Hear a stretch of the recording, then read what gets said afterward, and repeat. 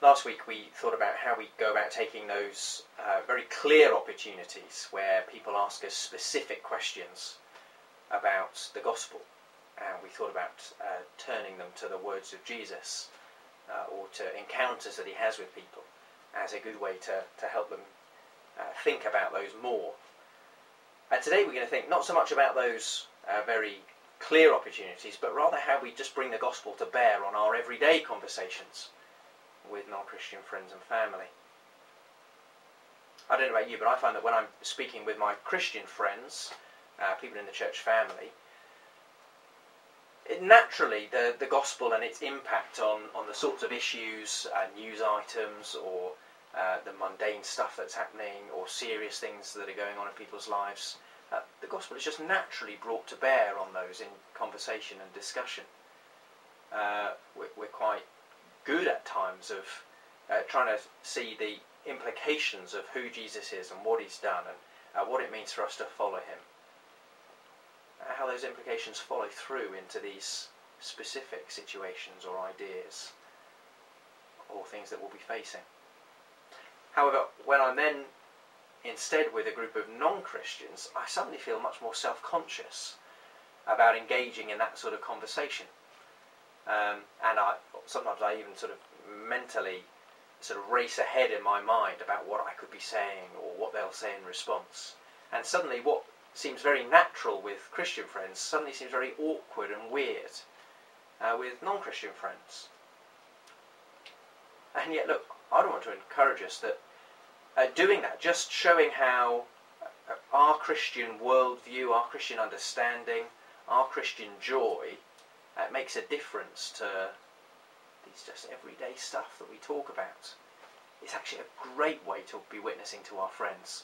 Not least because it shows them that, yeah, the gospel is relevant to them. It impacts the things that they're thinking about, the issues that they're facing. It makes a difference to their lives. Now, how do we do that, though?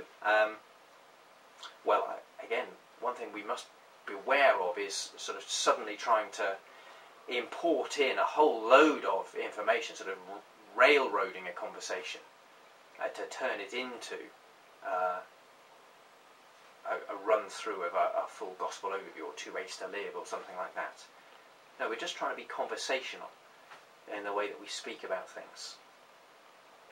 Of course, once we do that, once we say, oh, yeah, that's that situation, and well, because I'm a Christian, I think like this, very easy then to say, oh, what's your take on that?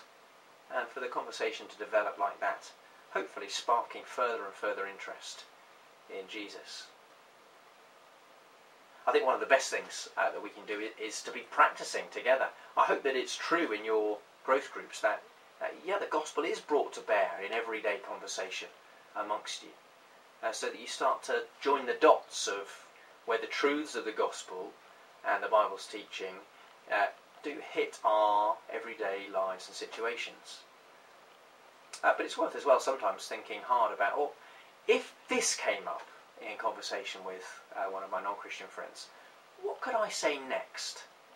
Only for 10 or 20 seconds, not for a great long monologue, but if I had 10 seconds next in conversation, what would be a helpful thing to say next? And to do this, I thought it would be good for us to sort of have a practice with something that's up to date. I'm recording this a little bit before we'll be doing this in groups, and so rather than me suggest a topic, what I suggest is, I'm sure someone there has got one of these whizzy phones which can get on the internet. One of you, go onto the BBC news website or something like that and find out what's the most read or most shared item at the moment today, and then pick up on that and say to each other this question. If this topic came up in conversation, someone said, have you heard about this? What could we say next that's just bring the gospel to bear in a very light way, but says something that would just nudge them further on in their understanding of what it is to be a Christian and what the Christian faith means. Once we practice that, of course, let's keep on thinking about these things so that we can be conversationally speaking of Jesus with others.